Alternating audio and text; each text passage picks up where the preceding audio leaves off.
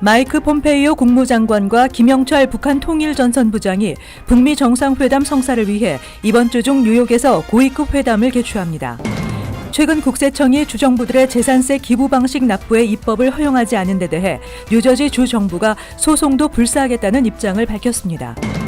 10년 동안 의회에 계류 중인 소기업 지원 조례안이 재검토돼 추진될 움직임을 보이고 있습니다.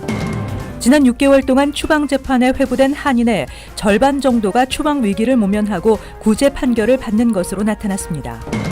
올 회계년도 비농업 부문 단기 취업 비자의 쿼타 15,000개가 긴급 추가 배정됐습니다. 이상은 이 시각 주요 뉴스입니다. 시청자 여러분 안녕하십니까? KBN 뉴스입니다. 2주 앞으로 다가온 북미 정상회담을 앞두고 양국의 실무 협의가 바쁘게 진행되고 있는데요. 마이크 폼페이오 국무장관과 김영철 북한 노동당 대남 담당 부위원장 겸 통일전선부장이 북미 정상회담 성사를 위해 이번 주 중 뉴욕에서 고위급 회담을 개최합니다. 재한샘 기자가 전해드립니다. 세라 샌더스 백악관 대변인은 오늘 성명에서 김 부위원장이 이번 주 중 뉴욕을 방문해 폼페이오 국무장관과 회담한다고 밝혔습니다. 앞서 도널드 트럼프 대통령도 트위터 계정에서 김 부위원장이 지금 뉴욕으로 향하고 있다며 김 부위원장의 미국 방문을 공식 확인했습니다. 김 부위원장은 현재 중국 베이징에 도착해 머물고 있으며 30일 오후 뉴욕에 도착할 예정인 것으로 알려졌습니다. 북미가 판문점과 싱가포르에서 실무회담을 각각 진행하는 가운데 폼페이오 김영철 고위급 회담 개최가 확정됨에 따라 북미 정상회담 논의가 급 물살을 타게 됐습니다. 정보수장 출신인 두 사람은 북미 간 마쿠 접촉을 진두지휘하며 해빙 국면을 이끈 주역이자 트럼프 대통령과 김 위원장의 위중을 가장 잘 아는 최측근 인사로 꼽히고 있습니다. 수개월 전부터 호흡을 맞춰온 폼페이오 장관과 김 부위원장은 뉴욕 회담에서 비핵화와 체제 보장을 주고받는 빅딜 성사라는 중책을 맡게 됩니다. 북미 고위 당국자 간 미국 내 공식 회동은 빌 클린턴 대통령 시절인 2000년 조명록 북한군 차수가 워싱턴을 방문한 이후 18년 만에 처음입니다. KBN 뉴스 지한샘입니다. 최근 국세청이 주정부들의 재산세 기부 방식 납부에 입법을 허용하지 않은 데 대해 뉴저지 주정부가 소송도 불사하겠다는 입장을 밝혔습니다. 뉴저지주는 재산세 부담 가중을 피하기 위해 재산세를 기부 형태로 낼 수 있도록 하는 법을 최근 제정한 바 있습니다. 지난주 연방국세청이 뉴저지주의 공제 혜택을 위해 지방세를 기부 형태로 납부하는 행위를 규제하는 규정을 마련할 것이라고 발표한 데 따라 거비르 그루얼 주 검찰총장은 이에 대한 소송을 감행하겠다고 국세청의 서한을 통해 경고했습니다. 지난해 12월 개정된 새 연방세법은 개인소득세 신고 시 항목별 공제를 선택할 경우 그동안 제한 없이 허용해온 주 로컬 정부 납부세액의 소득공제를 최대 $10,000까지만 허용하도록 제한했습니다. 이로 인해 뉴욕, 뉴저지 등 재산세 부담이 많은 주는 지방세 공제 혜택 축소로 주택 소유주의 세금 부담이 가중된 가운데 기부금에는 공제 한도가 없는 점에 착안해 지방정부가 설립한 특수 목적의 펀드에 재산세와 교육세 등을 기부 형태로 납부할 수 있도록 하는 법을 최근 제정한 바 있습니다.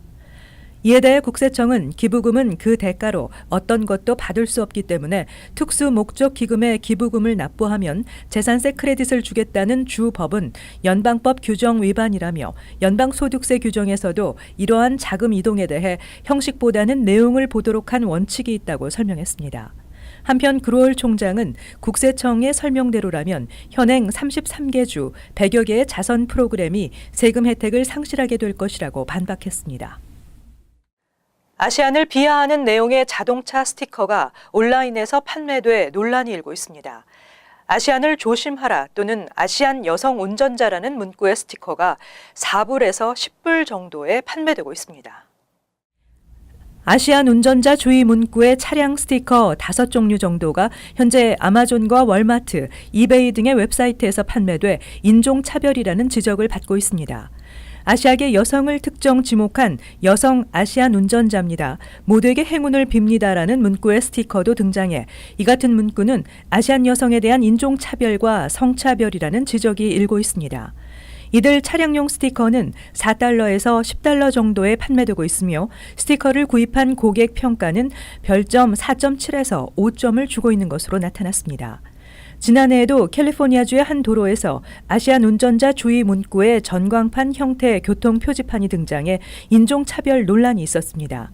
이에 대해 언론들은 미국의 아시안은 운전을 잘 못한다는 근거 없는 편견이 사회 고정관념처럼 팽배해 있다고 보도한 바 있습니다.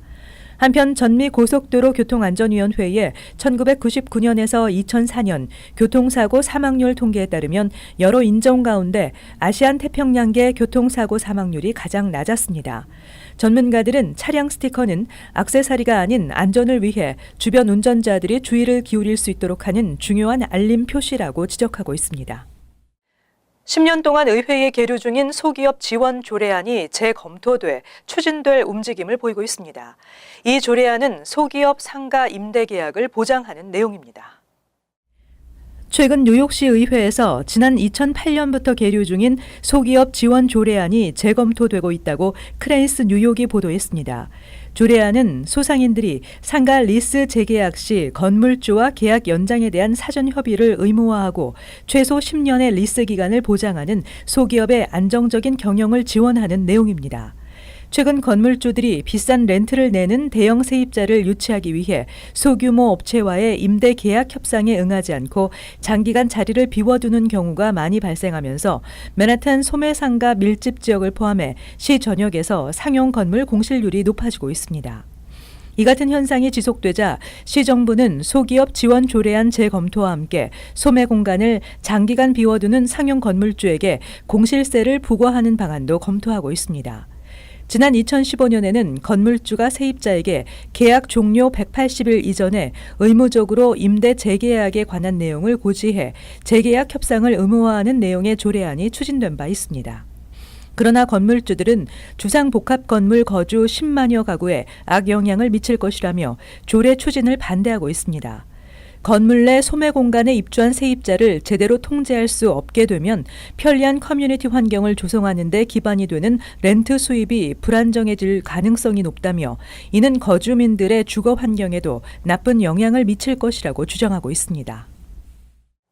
지난 6개월 동안 추방 재판에 회부된 한인의 절반 정도가 추방 위기를 모면하고 구제 판결을 받은 것으로 나타났습니다. 추방 재판에 회부된 한인은 단순 이민법 위반이 가장 많았습니다. 올해 2, 4분기에 소송이 완료된 한인 추방 대상자 138명 가운데 51.4%에 해당하는 71명이 추방 면제 판결을 받고 합법 체류 허가를 취득한 것으로 집계됐다고 사법정보센터가 최근 공개했습니다. 나머지 67명은 이민법 위반 혐의와 형사 범죄 혐의 등으로 추방 확정 판결을 받았습니다. 이 같은 추방 재판을 통한 한인 이민자 구제율은 지난 2015년 56% 이후 최저치를 보였으나 미국 전체 추방 재판을 통한 구제율이 약 33%인 점을 감안하면 한인 구제율이 18%포인트 이상 높은 것입니다. 추방 재판에 회부된 한인 구제 비율은 2010년 이후 꾸준히 증가해 2016년 70.6%를 기록하다 올해 대폭 낮아진 것입니다. 지역별로 보면 뉴욕의 경우 지난 6개월 동안 전체 17명의 한인이 추방 재판을 받아 13명이 구제됐으며 뉴저지에서는 17명 중 10명이 재판을 통해 추방 조치를 면했습니다. 한편 추방 재판에 새롭게 회부된 한인은 지난 6개월 사이 91명으로 불법 체류 등 단순 이민법 위반이 59명으로 가장 많았으며 이어 가중처벌 범죄 13명, 형사 전과 7명, 미립국 6명 등의 순회 혐의였습니다. 올 회계년도 비농업 부문 단기 취업 비자 H-2B의 쿼타 15,000개가 긴급 추가 배정됐습니다. 자격을 갖춘 외국인 노동자들은 이번 주부터 H-2B 신청서를 접수할 수 있습니다. 커스닐 닐슨 연방국토안보부 장관은 2018 회계년도에 단기 취업 비자 H-2B 비자를 15,000개 추가 발급하기로 했다고 밝혔습니다. H-2B는 비농업 분야 외국인 노동자들에게 발급하는 단기 취업 비자로 이 비자를 통해 입국한 외국인 노동자들은 최장 10개월까지 미국에 머물 수 있습니다. 주요 업종은 관광, 숙박, 조경, 경마, 육가공, 포장 등입니다.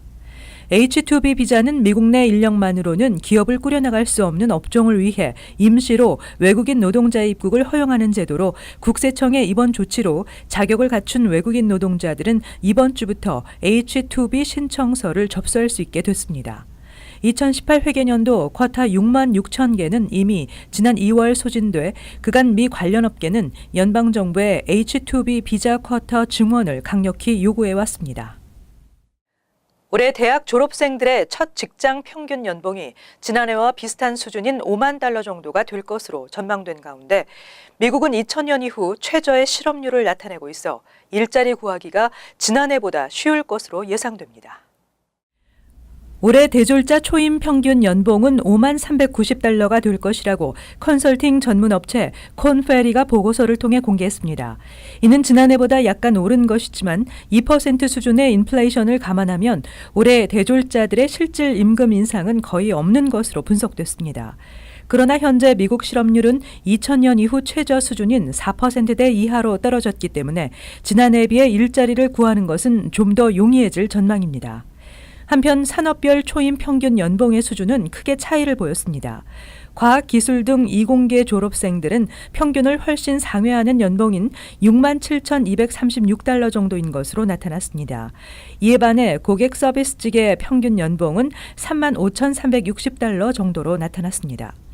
거주지에 따라서도 대졸 초임 평균 연봉 수준은 차이를 보였습니다.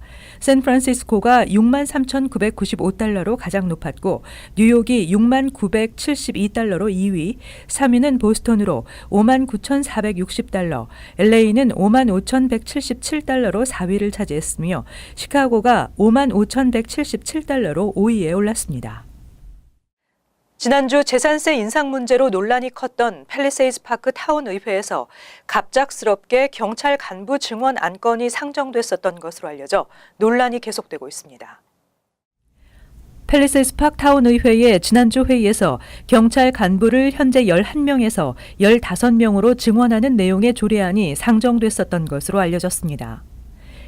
그러나 이 조례안은 경찰위원장인 헨리 루 시의원이 회의 시작 전 갑작스럽게 추가한 것으로 알려지면서 논란이 되고 있습니다. 조례안은 경감을 현재 1명에서 2명으로, 경위를 2명에서 3명으로, 경사를 7명에서 9명으로 늘리며 현재 총 35명인 경찰 인력을 1명 더 늘리는 내용입니다.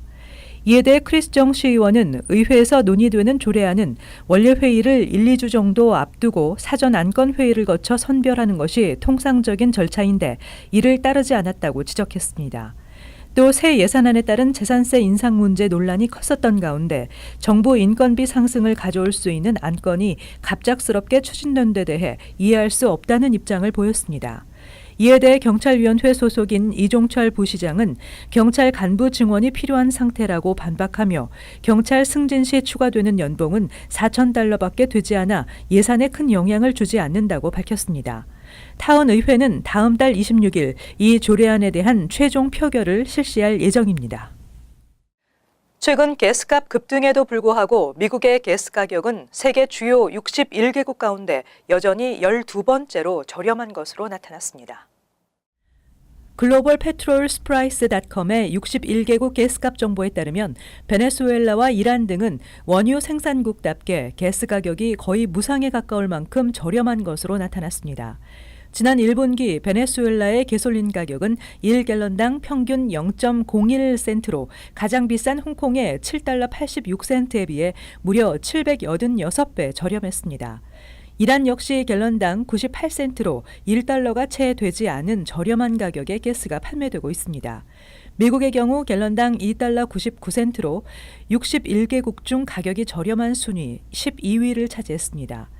가스값이 비싼 국가는 홍콩 다음으로 노르웨이가 7달러 86센트, 네덜란드 7달러 48센트, 그리스 7달러 37센트 순이었으며 한국은 갤런당 5달러 46센트였습니다.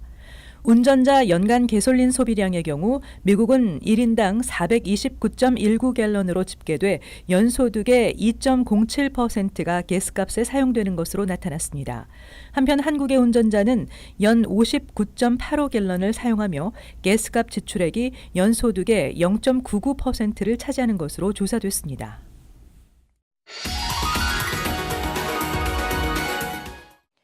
이어서 LA 지역 한인사회 소식입니다. 웨슨 LA 시장이 LA 지역의 한인 언론들이 한인타운 노숙자 쉘터 반대 운동을 선동하고 거짓 사실을 보도한다고 발언해 또 한 번 파문을 일으키고 있습니다. NBC4 보도에 따르면 허브 웨슨 시 의장 대변인 바네사 로드리게스는 최근 한인타운 노숙자 쉘터 반대 운동과 관련해 한인 언론사들이 LA시에 불리하게 거짓 정보를 흘리고 있다고 말했습니다.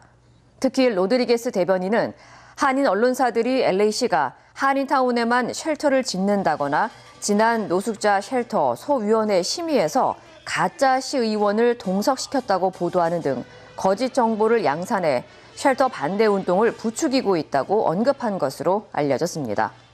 하지만 취재 결과 주요 한인 언론사들은 해당 내용을 보도한 적이 없는 것으로 확인됐습니다. 이에 대해 저희 취재진은 웨슨 의장 측에 해당 발언에 대한 정확한 근거를 요청했지만 아무런 답변을 듣지 못했습니다.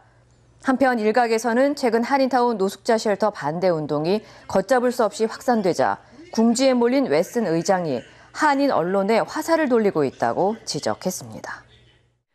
복잡한 절차로 말이 많았던 LA 한인타운 리틀 방글라데시의 분할한 우편 투표가 한층 간단해졌습니다. 우편 투표의 등록에 이어서 투표 용지에 기록해야 하는 복잡한 정보들도 간소화됐습니다. 홍지은 기자가 알아봤습니다.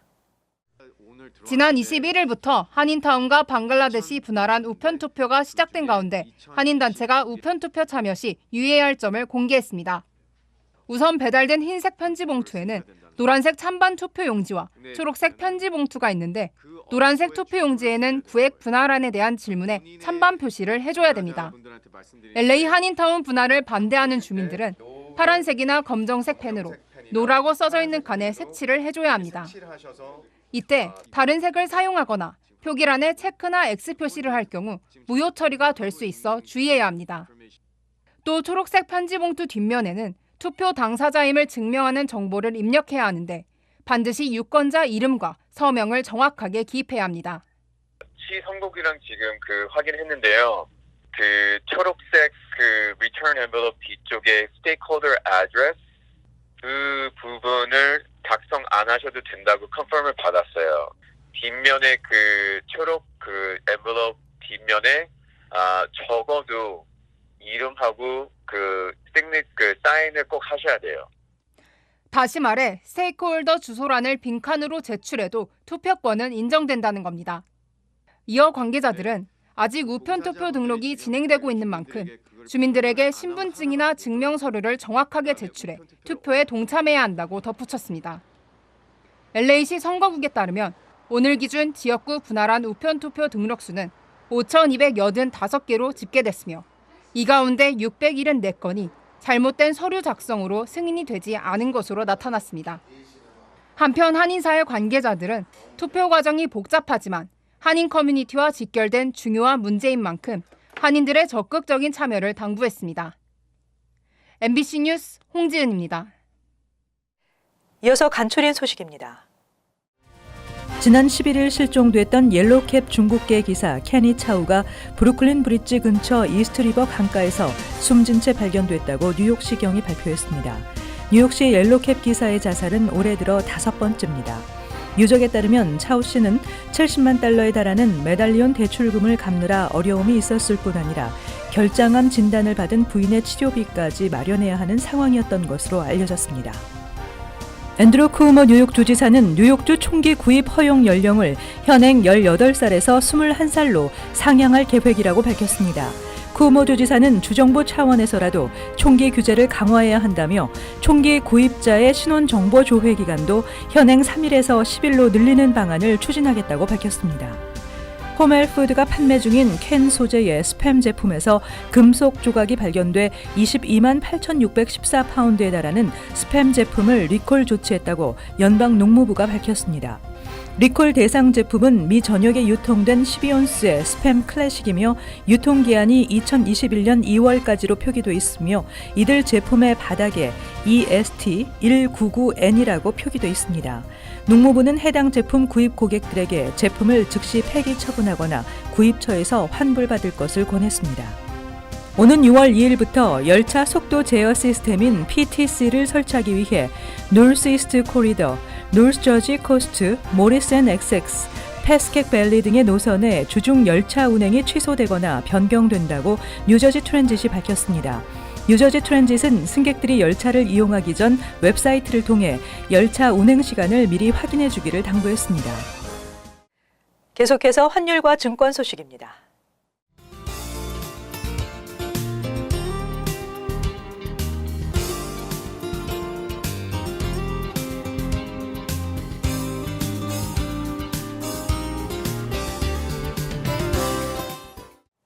끝으로 날씨 전해드립니다. 수요일은 맑고 화창하겠습니다. 낮 최고 기온은 76도, 섭씨 영상 24도, 밤 최저 기온은 60도, 섭씨 영상 16도 예상됩니다. 목요일은 대체로 흐리고 가끔 비가 내리겠습니다. 금요일 대체로 흐리고 습도가 높고 한때 소나기가 예상됩니다. 이상으로 KBN 뉴스를 마칩니다. 시청해주신 여러분 고맙습니다.